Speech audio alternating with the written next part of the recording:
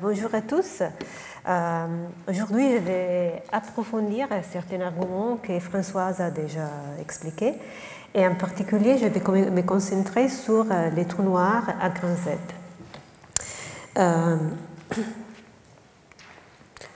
Voilà. Françoise a déjà montré une figure similaire.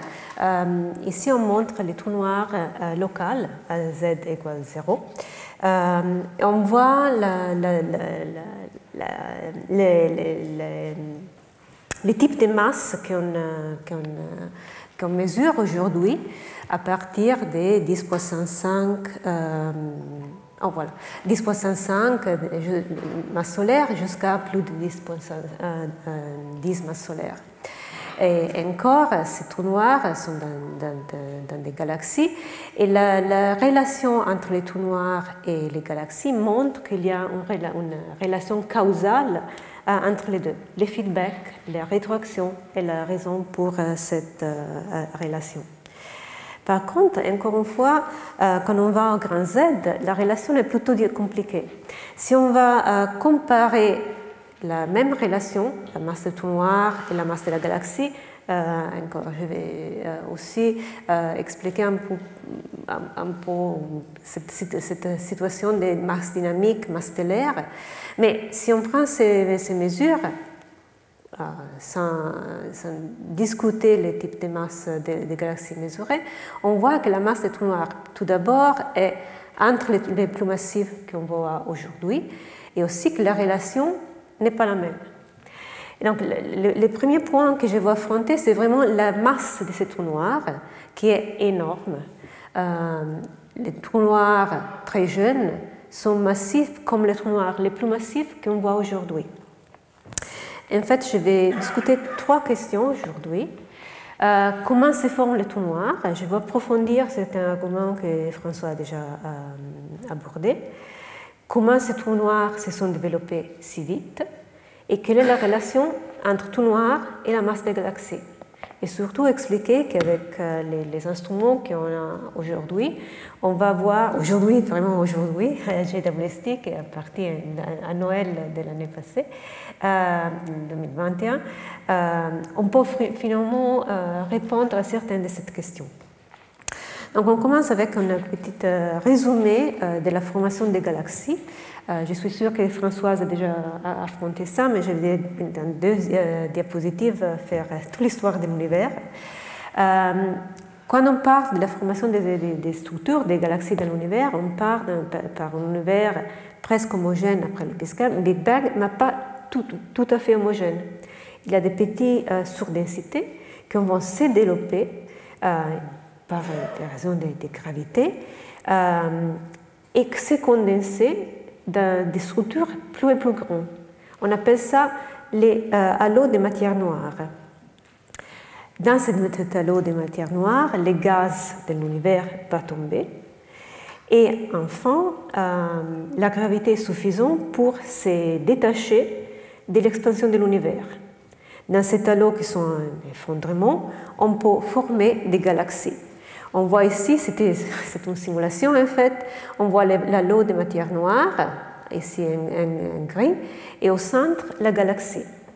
Donc les galaxies se forment au pic de densité de la matière de l'univers, à grande échelle, et les trous noirs font partie vraiment de toute cette évolution. En fait, je vais vous montrer deux vidéos pour vous montrer l'évolution, la formation d'une galaxie un peu moins massive de la Voie lactée, et on va voir les vidéos deux fois. La première fois, on va voir la densité des matières, et la deuxième fois, la température. Donc ici, j'espère que la vidéo va marcher. Oui, ici on voit l'évolution d'une galaxie. Ici, le bleu est la matière noire. Au milieu du bleu, on voit du vert, c'est du gaz. Et au centre des pics du gaz, on va voir aussi la formation d'étoiles. Les étoiles, dans cette vidéo, sont bleues quand elles se forment, et après, avec l'âge, elles deviennent rouges, comme les étoiles de l'univers. Mais il y a aussi des petits objets blancs. ici sont des trous noirs massifs qui se forment dans ces galaxies. On voit la formation de ces galaxies avec des fusions, avec des autres galaxies. Et aussi, ce n'est pas vraiment des galaxies encore. On les appelle les protogalaxies. Mais vous voyez qu'avec la matière noire, les gaz et les étoiles, il y a aussi des trous noirs. Dans ces cas, on a 4 trous noirs dans cette protogalaxie, et après, cette galaxie aussi a un trou noir. Donc on voit que vraiment dans l'évolution de l'univers, on a tous ces éléments ensemble. À partir de la matière sombre, matière noire, les gaz, les étoiles, les trous noirs, tout font partie de cette évolution sur presque 14 milliards d'années. Ici, vous voyez, la galaxie a déjà formé un disque. Au centre, on a les bulbes. On reconnaît les bulbes parce qu'il est presque sphérique et il est composé aussi des étoiles plutôt âgées, donc il est rouge. Et au centre du bulbe, on a dans ce cas 2 trous noirs, pas seulement un trou noir. En fait, dans les modèles théoriques comme ça, comme des évolutions cosmologiques, il y a la prédiction que dans une galaxie, il y a plusieurs trous noirs massifs. Sauf que les plus massifs de ces trous noirs massifs sont au centre et les autres sont dans le reste des galaxies. C'est très difficile de les voir. Et donc, normalement, on voit seulement le trou noir central. Donc ici, on est arrivé presque à la fin de la vidéo. Donc c'est une galaxie presque aujourd'hui, avec son disque. À ce point, on voit très bien le disque d'étoiles, plutôt jeune, donc c'est bleu et rouge, les bulbes au centre, un trou noir central, dans ce cas, 3 trous noirs. Maintenant, on va regarder la même vidéo, mais on ne voit pas la densité, mais plutôt la température du gaz. Dans ce cas, c'est exactement ce que Françoise a expliqué, la rétroaction. Non, c'est la même vidéo. La rétroaction, qu'on voit des trous noirs, mais aussi des étoiles, qui vont échauffer le gaz pendant le temps. Donc, c'est la même chose qu'avant, mais maintenant, il n'y a plus les étoiles, vous ne voyez pas les étoiles. Par contre, au début, le gaz est presque tout plutôt froid, c'est bleu. Les gaz chauds dans cette vidéo va être plutôt rouge ou orange. Quand on a les premières étoiles, on a aussi les premières explosions de supernovas. À ce point, cette explosion produit un gaz plus chaud. Ce n'est pas énormément chaud, maintenant c'est vert. Voilà, vous voyez ici ce gaz très rouge. Et à ce point, on n'a pas seulement la rétroaction, l'émission d'énergie des supernovas, mais aussi de trous noirs. À ce point, on a créé vraiment un halo de gaz chaud tout autour de la galaxie. C'est la rétroaction, c'est l'action de l'énergie injectée par les étoiles et les trous noirs dans la galaxie, qui, comme Françoise a montré, est énorme. Et pour vraiment changer la façon des formations d'étoiles, mais aussi la morphologie des galaxies. Donc c'est vraiment important de suivre l'évolution des galaxies avec leurs étoiles, mais aussi les trous noirs, pour comprendre comment les galaxies se sont formées. Mais aussi, de mon point de vue, c'est vraiment pour comprendre l'évolution des trous noirs eux-mêmes. Donc, on est arrivé encore une fois vers Z égale 0, presque aujourd'hui.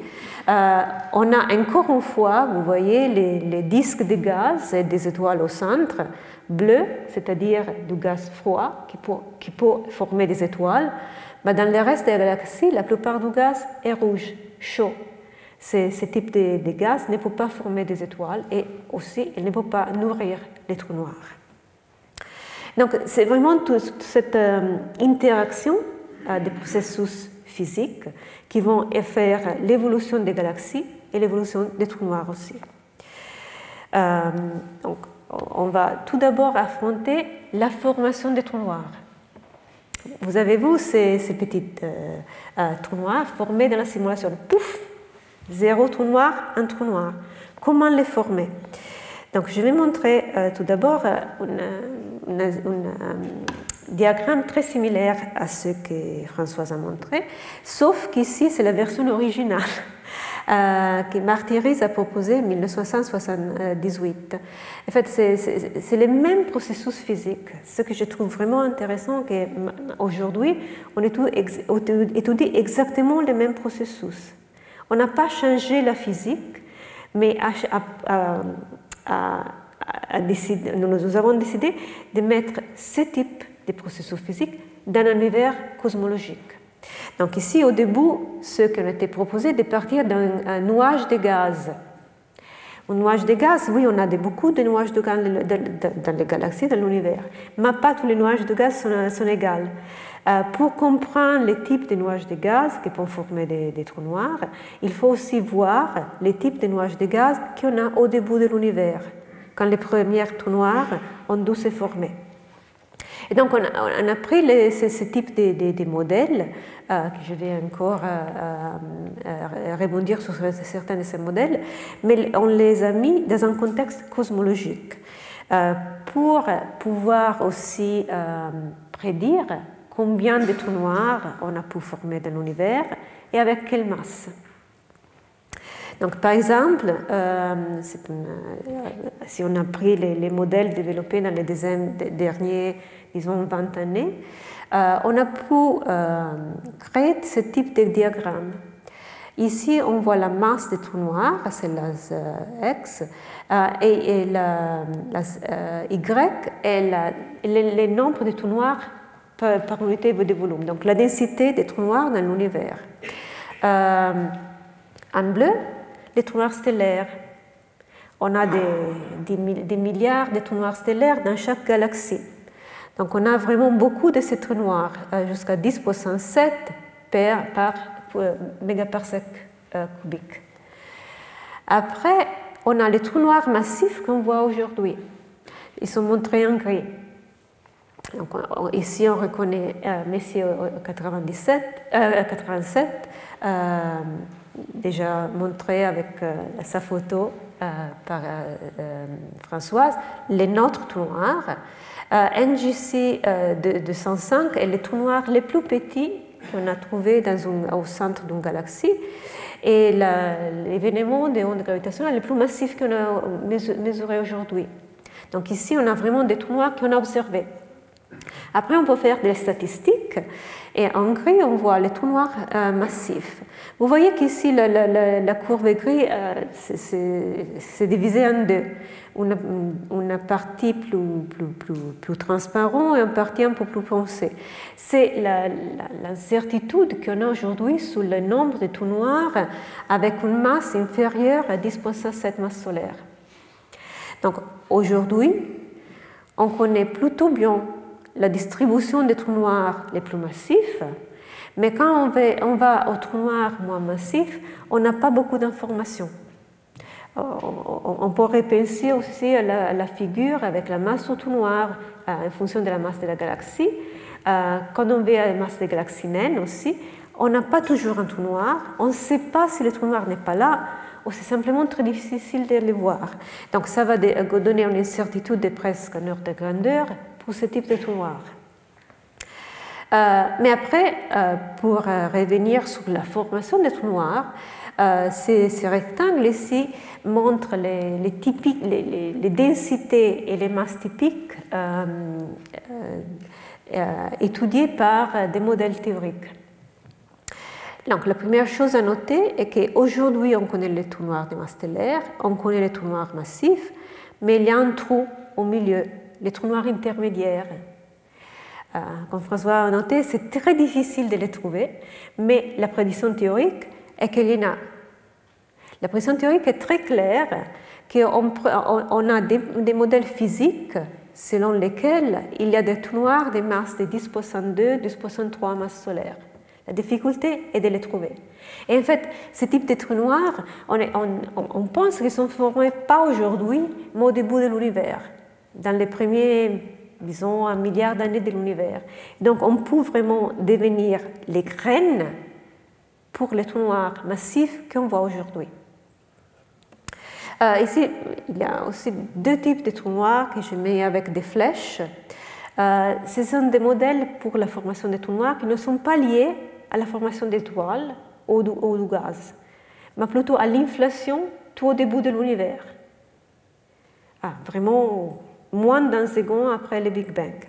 Donc ce sont des modèles très exotiques, en disant, et donc on n'a pas la possibilité de calculer pour le moment les densités. Donc j'ai mis les flèches à des points plutôt aléatoires. Mais en général, quand on prend ces modèles théoriques, les masses des trous noirs sont différentes et aussi les nombres des trous noirs. Par exemple, si on prend l'effondrement direct, je vais expliquer un peu, on n'a pas un nombre suffisant de trous noirs, graines, pour expliquer tous les trous noirs qu'on voit aujourd'hui. Donc, c'est-à-dire que s'il y a ces effondrements directs, ne peut pas être les seuls mécanismes de formation des trous noirs dans l'univers. Il faut au moins un autre mécanisme. Et donc, ils ne sont pas exclusifs. On peut voir les deux ou trois, ou plus, en même temps dans l'univers. La question est quel est le mécanisme dominant et pourquoi. Donc, je vais encore reprendre cet argument que Françoise a déjà expliqué et montrer les avantages et les désavantages de chaque modèle. Les restes des premières étoiles, appelées aussi population 3.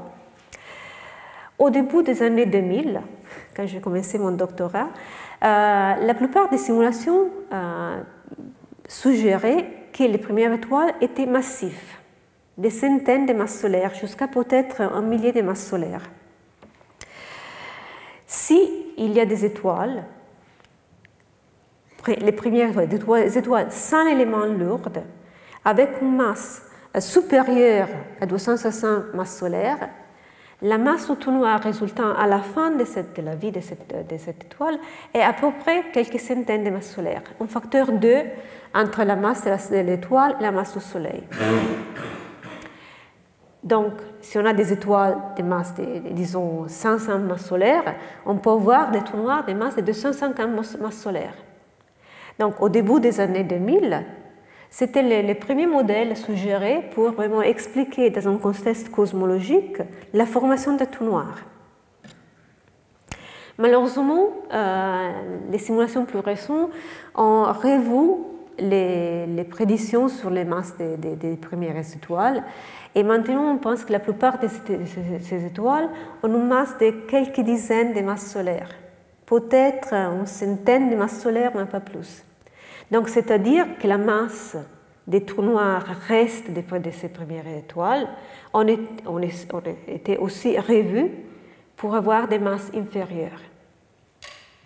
Aussi, si on a un trou noir très petit, ou disons 10 masses solaires dans une galaxie, il a un volume vraiment minuscule.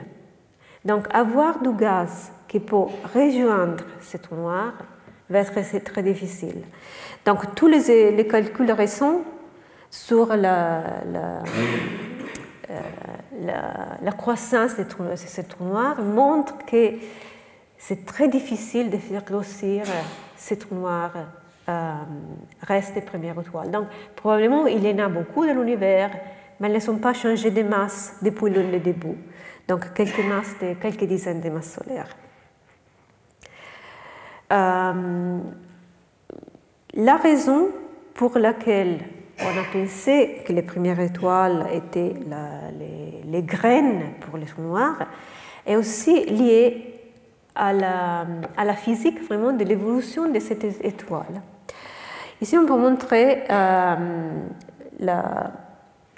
c'est très difficile.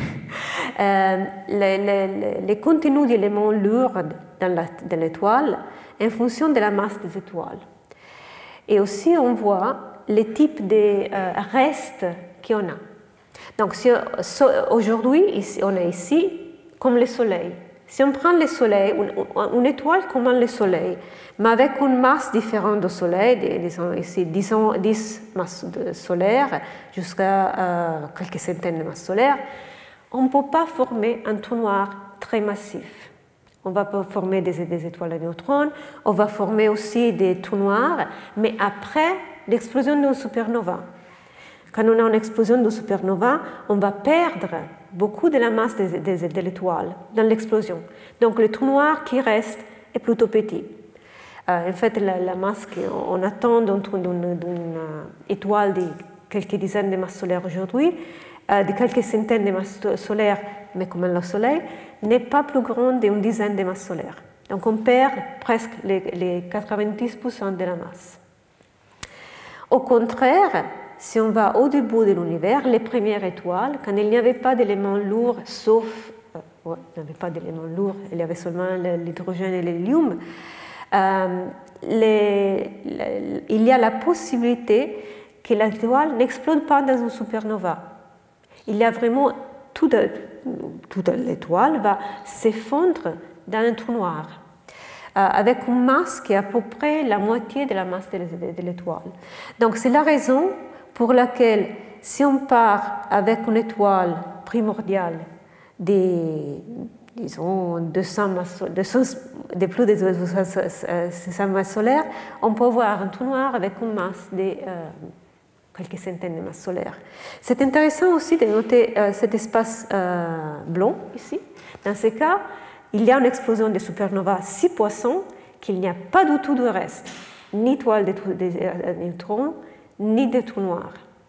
Donc, il y a beaucoup de phénomènes en même temps qui vont modifier la masse des trous noirs, mais en tout cas, si, comme les simulations prédisent aujourd'hui, la masse des étoiles de première génération n'est pas supérieure à une centaine de masses solaires, la masse des trous noirs ne peut être pas supérieure à une cinquantaine de masses solaires.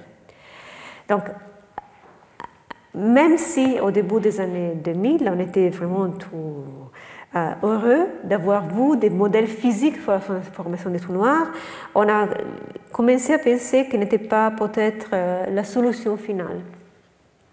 Et donc, au début, quelques années plus tard, on a commencé à explorer des autres types de simulations, des modèles pour la formation des trous noirs.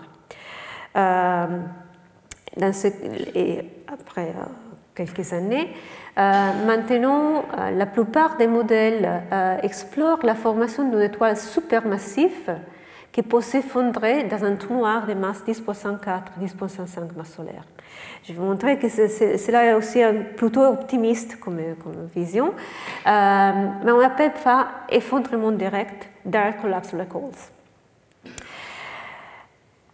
Les conditions pour la formation de ces trous noirs de type d'effondrement direct sont très compliquées. En fait, encore une fois, au début, on pensait, oui, c'est très facile, on va supprimer la formation d'étoiles. Mais on a à ce point vraiment compris que la formation de ce type de trous noirs va être un phénomène très rare. Pourquoi? Pour former une étoile supermassive, il faut que la plupart du gaz d'une galaxie va s'effondrer dans une seule étoile. C'est-à-dire qu'il faut supprimer la formation de toutes les autres étoiles qui pourraient se former dans cette galaxie. Ça a besoin d'au moins trois facteurs. Donc, retarder la formation d'étoiles dans cette galaxie. Normalement, je dis, on a une protogalaxie, on forme des étoiles de quelques dizaines de masses solaires. Il faut empêcher ça. Il faut aussi empêcher que la galaxie acquise des éléments lourds, parce que si on a des éléments lourds, on va refroidir les gaz très facilement et ça va former des étoiles. Même chose pour la formation des molécules. Les molécules sont aussi capables de refroidir les gaz. Donc il faut vraiment garder une galaxie dans des conditions primordiales, sans rien qui peut la changer. Donc c'était une situation plutôt d'isolation. En fait, ce n'est pas même suffisant. Parce que dans l'univers, on a vu les simulations, il y a beaucoup de galaxies tout en même temps dans le même endroit. Donc il faut choisir des galaxies dans une situation particulière, ce qu'on appelle halo synchronisé. Il faut voir deux halos de matière noire qui évoluent plus ou moins en même temps. Donc ici, on va voir l'halo où les trous noirs, l'étoile supermassive et après le trou noir devraient se former. Et à côté de cet halo, il faut un deuxième halo, plus ou moins de la même âge et de la même masse, qui va être capable de former des étoiles dans une façon normale. Bon. Ici, donc, on a la formation d'étoiles. La formation d'étoiles va produire des photons des variés d'énergie qui peuvent, en particulier les photons UV, dissocier s'il y a des molécules dans l'halo à côté. Par contre, sur la formation d'étoiles, on a aussi des supernovas. L'explosion des supernovas vont enrichir les gaz autour de cet halo avec des éléments lourds. Donc c'est très facile pour les éléments lourds de rejoindre cet halo. Mais encore une fois, pour ces modèles, il faut empêcher cette formation. Donc vraiment, il faut trouver une situation du point de vue géométrique très particulier pour avoir ce type de formations. Donc quand on a la formation d'étoiles, les photons vont rejoindre l'autre halo, empêcher la formation d'étoiles dans cet halo. En même temps, on a la production de ces éléments lourds qui vont aussi voyager vers l'halo. Si on peut empêcher que les éléments lourds rejoignent l'halo, mais les photons peuvent le faire, dans ce cas, on peut former une étoile supermassive. Donc vous avez vu que la série d'éléments nécessaires pour la formation de ces graines d'effondrement direct sont très compliquées. En fait, aujourd'hui, on estime que ce type de processus n'est pas capable d'expliquer la plupart des trous noirs de l'univers. En fait, ils peuvent expliquer une fraction très petite, à peu près 0,1% des trous noirs qu'on voit dans l'univers. Par contre, il y a une deuxième façon de former ces trous noirs par effondrement direct. Et ceci est un modèle beaucoup plus récent, 2019. Ces scientifiques étaient en train d'analyser une simulation cosmologique. Ils ont cherché les halos qui n'avaient pas d'étoiles, donc les halos qui auraient pu être candidats pour cette formation d'étoiles supermassives. Ils ont trouvé un nombre extraordinaire, beaucoup plus grand que prévu avec toutes les conditions que j'expliquais d'abord. Donc c'est un autre processus physique qu'on appelle chauffage dynamique qui a empêché la formation d'étoiles dans ces halos. L'explication plutôt simplifiée ici est que dans un halo normal, on a la formation on a des halos, on a la fusion d'halos, et à un certain point, on peut former des étoiles.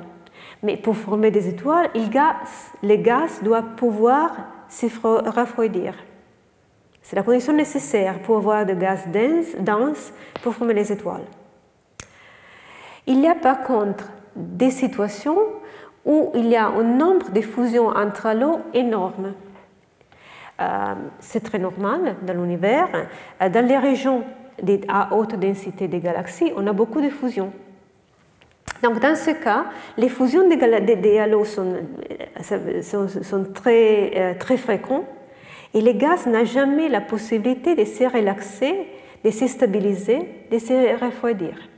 Donc il n'y a jamais les conditions pour la formation d'étoiles. Donc dans ce cas, on a un halo qui peut grossir très rapidement et enfin, à un certain point, pouf, tous les gaz peuvent refroidir. Si à un certain point il n'y a plus tout ce type de ces fusions et former une étoile supermassive. Donc dans ce cas, on appelle vraiment un chauffage dynamique. On peut penser de former un trou noir par effondrement direct par des façons qu'on n'était pas prises en compte avant. Par contre, je vais montrer un petit peu au futur, la masse maximale des trous noirs qu'on peut former avec ces processus est à peu près 10 × 104 masses solaires. Donc ce n'est pas énorme. Ce n'est pas 1 million de masses solaires qui pourrait expliquer une croissance très facile pour les trous noirs. Donc pour le moment, quand on regarde ça d'un point de vue historique, les premiers modèles, les restes des premières étoiles, n'est pas favori au moment. Il y a ces modèles de fondement direct, donc les halos synchronisés, c'est plutôt compliqué. Il y a ces modèles de chauffage dynamique, et aussi, je vous dis, c'est très normal dans les régions d'autres densités des galaxies. Mais par exemple, la Voie lactée n'est pas dans une région d'autres densités des galaxies. Par contre, elle a un trou noir. Donc, ces modèles ne pourraient pas expliquer les trous noirs dans la galaxie, dans notre galaxie, dans les trous noirs de la Voie lactée. Donc, les modèles qu'on pense les plus probables pour expliquer la plupart des trous noirs de l'univers, dans des régions normales, donc pas à haute densité, pas particuliers, ce sont des modèles dynamiques, donc pour fusion d'étoiles ou fusion des trous noirs stellaires. En fait, ces modèles, encore une fois, on a étudié ces modèles pendant quelques dizaines d'années, mais seulement récemment, après la détection d'ondes gravitationnelles, ces modèles sont devenus plus intéressants. Donc maintenant, il y a beaucoup de gens qui travaillent dessus. Et en fait, beaucoup de modèles, beaucoup d'idées sur alternatives à la fusion initiale, seulement d'étoiles, seulement des trous noirs. Maintenant, il y a beaucoup de types différents. Mais en général, on prend le même esprit. On prend un amas d'étoiles.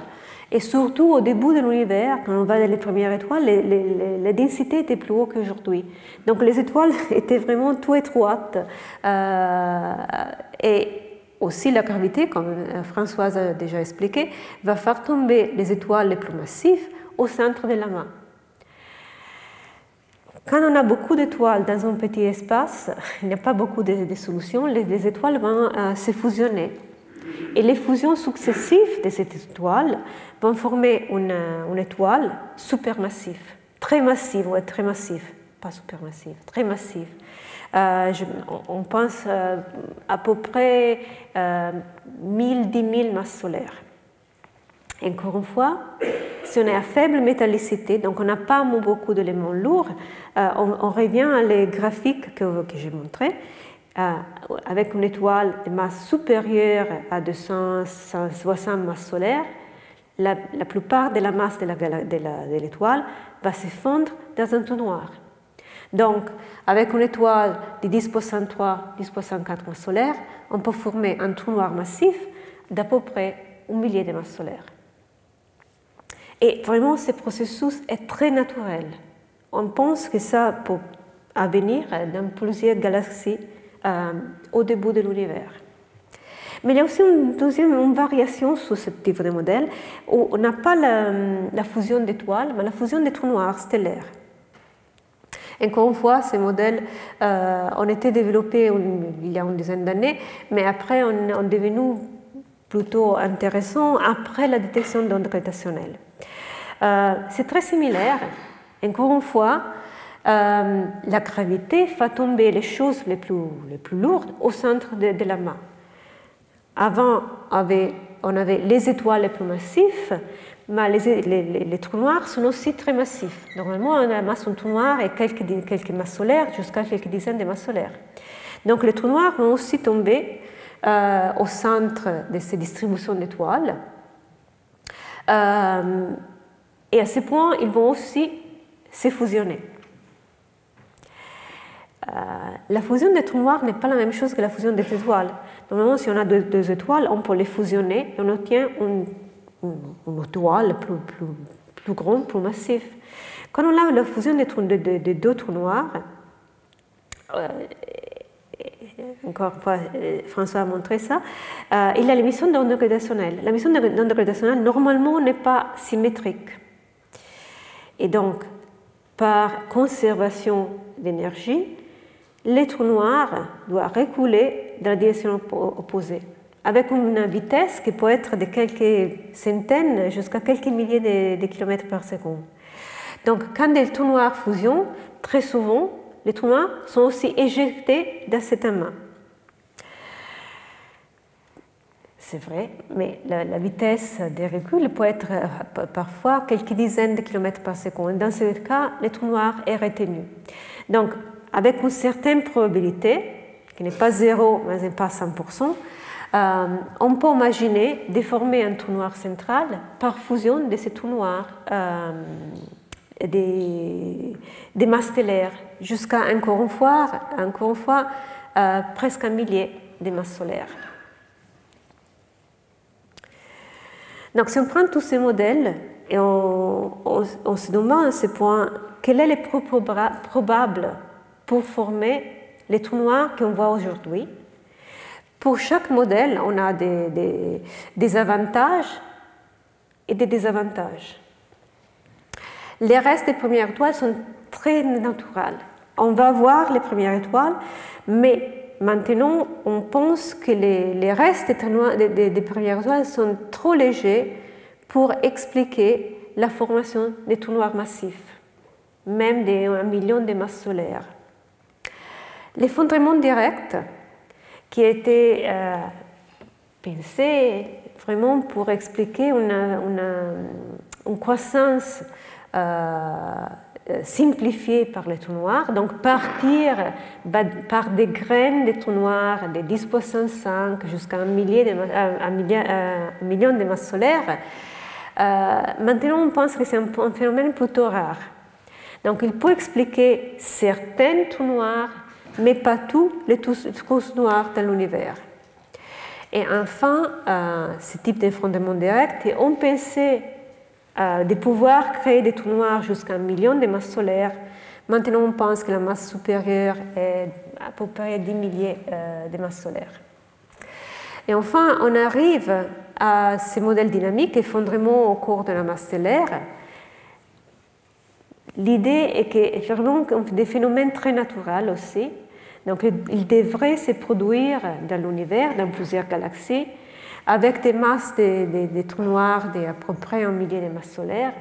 Et on pense que ce type de modèle peut vraiment expliquer tous les trous noirs qu'on voit aujourd'hui dans l'univers, y compris lesquels dans la Voie lactée, donc les nôtres trous noirs. Mais donc, on peut penser que dans la plupart des galaxies, on part avec des graines, des trous noirs un millier de masses solaires jusqu'à 10 puissance 4 masses solaires. Et ces trous noirs se sont formés dans les premières galaxies, à peu près 1 milliard d'années après le Big Bang. Comment arriver à les masses d'aujourd'hui? C'est une question de croissance. De croissance par action du gaz et aussi par fusion avec des autres trous noirs.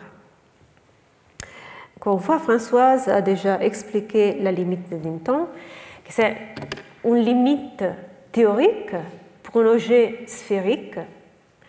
Et dans ce cas, si on a accrétion du gaz sur un trou noir, quand la luminosité produite est supérieure à ce que la gravité peut supporter, le gaz est expulsé et le trou noir ne peut pas se nourrir.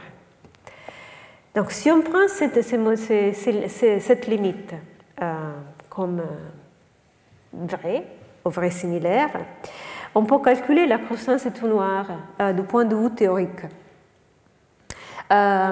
Si on observe des quasars avec des masses de 10 puissance 8 jusqu'à plus d'1 milliard de masses solaires, quand l'univers avait un âge d'à peu près 1 milliard d'années, on peut détruire les trous noirs, c'est-à-dire calculer la masse que ces trous noirs avaient avant, quand l'univers était plus jeune.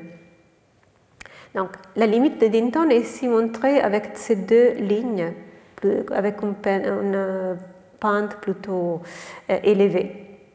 Et on voit qu'on peut expliquer les trous noirs qu'on voit 1 milliard d'années après le Big Bang avec des graines de 1000 masses solaires formées dans les premières centaines d'années après le Big Bang. Mais ici, la question est que les trous noirs doivent croître tout le temps au maximum, au taux maximum à cette limite d'Eddington. Tout le temps, tout le temps, tout le temps. Normalement, en physique, c'est difficile d'avoir quelque chose toujours à la limite maximale. Donc, normalement, les trous noirs, les quasars, l'accrétion, ce n'est pas au taux d'Eddington, mais environ 30% de cette limite.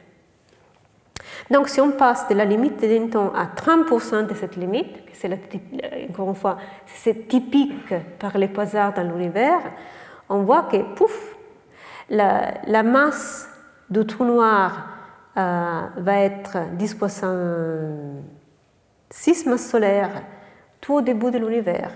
Et dans ce cas, 10 puissance 8. Donc, si on considère les conditions les plus typiques pour la croissance des trous noirs, on n'est pas capable d'expliquer ce qu'on observe avec ce type de modèle. Donc, il y a quelque chose qu'on n'a pas compris et qu'il faut changer. Donc, on ne peut pas changer vraiment les masses des graines, sauf si on va dans les trous noirs primordiaux, mais c'est autre chose. Donc, il faut augmenter la croissance des trous noirs dans quelques façons. Donc, tout d'abord, cette fameuse limite d'Eddington. C'est une limite théorique et c'est aussi une limite qui s'applique pour un objet sphérique. Quand les objets ne sont pas sphériques, donc on a des disques d'accrétion, que c'est le cas de tous les trous noirs, à ma connaissance, tous les trous noirs dans l'univers, la limite d'Eddington change. En fait, on voit des disques d'accrétion super Eddington. C'est simplement la forme du disque change, mais il peut rester stable, il peut nourrir les trous noirs sans problème. En fait, la question est vraiment de passer d'une symétrie sphérique à une symétrie à disque. En fait, aujourd'hui, on voit l'accrétion super Eddington dans des sources dans l'univers local. Quand une étoile est détruite par un trou noir, par effet des marées, on a un phénomène transient très lumineux. La plupart du temps, ce type de phénomène est au-delà de la limite d'Eddington. Donc, on n'a pas de problème à expliquer cette évolution, à expliquer une évolution des trous noirs au-delà de la limite d'Eddington. En fait, le problème n'est pas aller au-delà de la limite d'Eddington, mais que l'énergie produite par les trous noirs au-delà de cette limite est énorme. Si déjà les trous noirs produisent une rétroaction, un feedback très important, à peu près 400 fois l'énergie typique d'une galaxie, quand on est super Eddington, cette énergie est encore supérieure. En fait, si on utilise des simulations pour modéliser l'évolution super Eddington, on voit que l'énergie injectée dans la galaxie est si énorme que la galaxie est presque détruite. Donc la durée de ces phénomènes d'accrétion super Eddington est très limitée. Si on prend les valeurs moyennes de la croissance d'un trou noir, même si on permet la croissance au-delà des limites d'Eddington, la croissance moyenne est en fraction 10% de la limite d'Eddington. C'est simplement que la plupart du temps, les trous noirs n'accrètent pas parce que l'énergie injectée dans la galaxie empêche au gaz dans la galaxie d'aller vers les trous noirs.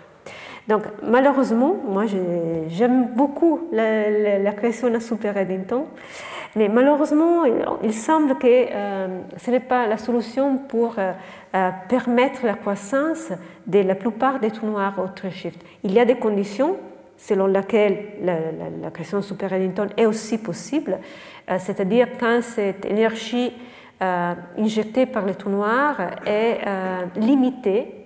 Par exemple, si on a une production de jets supprimée, c'est une question de champ magnétique. Mais donc, dans les situations classiques, probablement pas, mais j'ai encore l'espoir de voir que le super Eddington va expliquer la formation des trous noirs à haute redshift. Donc, quel autre quel autre processus physique pour aider la croissance des trous noirs. Et donc, c'est plutôt simple, c'est la fusion en trous noirs. Si la croissance des trous noirs est causée par l'accrétion des gaz et n'est pas suffisante pour expliquer la masse des trous noirs qu'on voit, il faut considérer aussi que les trous noirs fusionnent avec des autres trous noirs. Normalement, ce qu'on voit est la fusion des deux galaxies, chaque galaxie a un trou noir au centre, et après la fusion des galaxies, on peut espérer que les trous noirs vont aussi fusionner et donc créer un trou noir plus massif. Et ça va représenter une croissance de masse supplémentaire par rapport à l'accrétion toute seule. Donc on peut créer des modèles encore une fois théoriques parce qu'on n'a pas d'observation aujourd'hui. Je vais revenir sur les observations des fusions des trous noirs vers la fin. Mais du point de vue théorique, on peut estimer les ratios entre la masse d'un trou noir obtenue par accrétion de gaz et par fusion avec des autres trous noirs. Donc, ces modèles sont... on pourrait discuter pendant des heures des ingrédients de ces modèles. Il y a des associations différentes. Mais si on prend par exemple ces modèles ici, on voit que bleu sont les trous noirs qui ont grossi par accrétion, rouge par fusion des trous noirs. Donc ici on est aujourd'hui. Si on va au début de l'univers, on est plutôt dans cette région.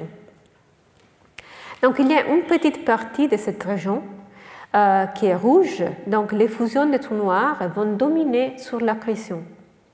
Donc a priori, les fusions des trous noirs peuvent représenter une façon pour améliorer, pour rendre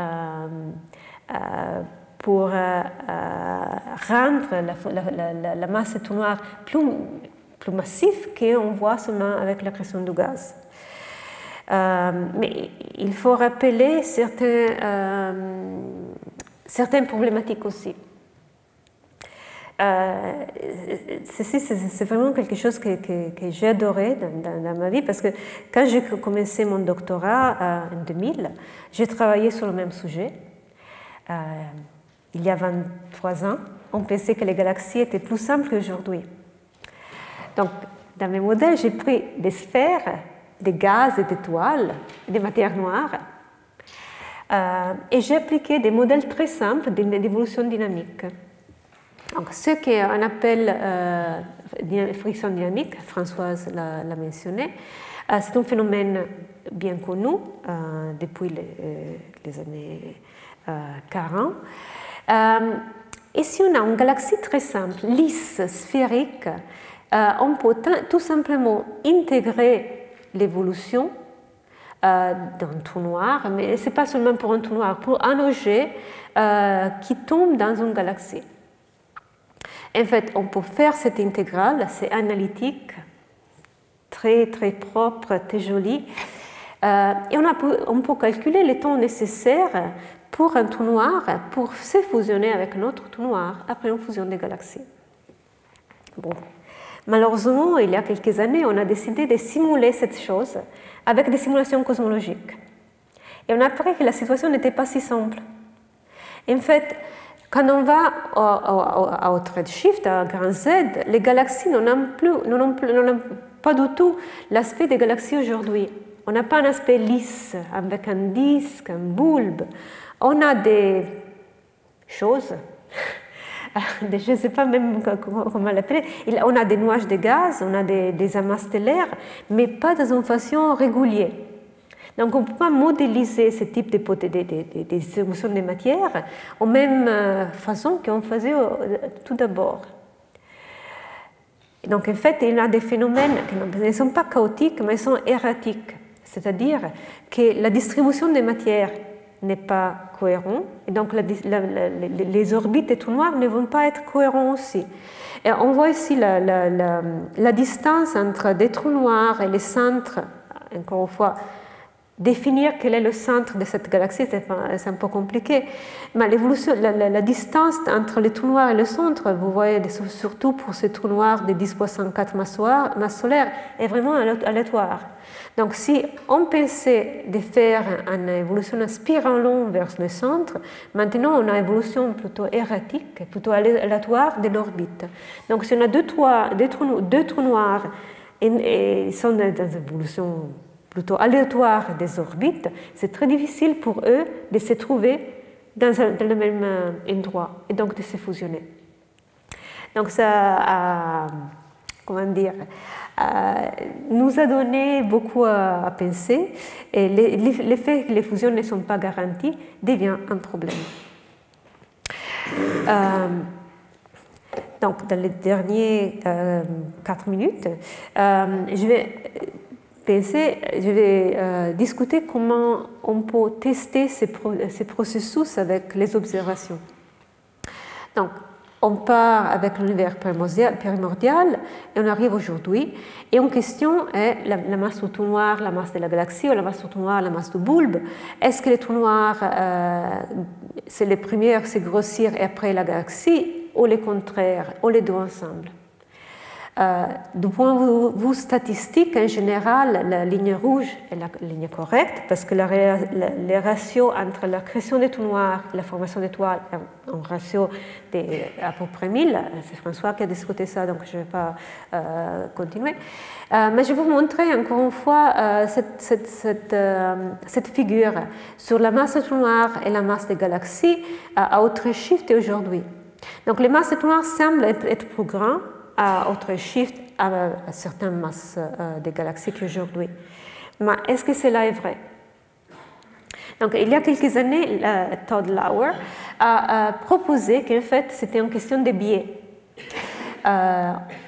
Si on part dans une distribution des masses de trous noirs en fonction de la masse des galaxies normale, donc vraiment sur la relation qu'on observe aujourd'hui, après, si on observe seulement les trous noirs les plus lumineux, donc si on prend ici seulement lesquels qui ont une luminosité supérieure à une certaine valeur, plutôt élevée, les trous noirs qu'on va sélectionner ne sont pas représentatifs de toute la distribution. Donc si la relation moyenne est la ligne jaune, si on prend seulement les quasars les plus brillants, la ligne moyenne est maintenant le bleu. Et si vous comparez cette simulation, c'est une simulation très facile à faire, avec ce qu'on observe, on voit vraiment que les observations des quasars sont biais pour détecter les trous noirs les plus massifs. On a aussi que la masse de la galaxie n'est pas très facile à mesurer à autre shift. Je ne vais pas discuter beaucoup de ça parce que je vais parler des trous noirs stellaires, des ondes gravitationnelles. Mais encore, aujourd'hui, on mesure la masse du bulbe, la masse stellaire.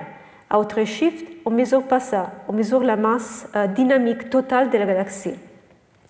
Et donc, aussi, considérer la masse du trou noir en fonction de la masse du bulbe ou la masse du trou noir en fonction de la masse stellaire va déjà montrer que si on prend l'échantillon des masses stellaires et non pas des masses du bulbe, les trous noirs à autre shift ne sont pas vraiment trop massifs pour les galaxies aujourd'hui.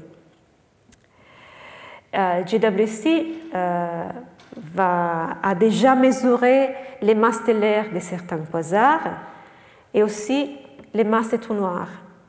Donc, cette année, 2023, on va avoir beaucoup plus de mesures et finalement avoir une mesure accurate. Finalement, on a les ondes gravitationnelles. Avec LISA, on va mesurer les ondes gravitationnelles par les trous noirs supermassifs à autre shift. Et ça aussi va vraiment augmenter notre connaissance de ces trous noirs. Et je vais me fermer ici. Merci à vous.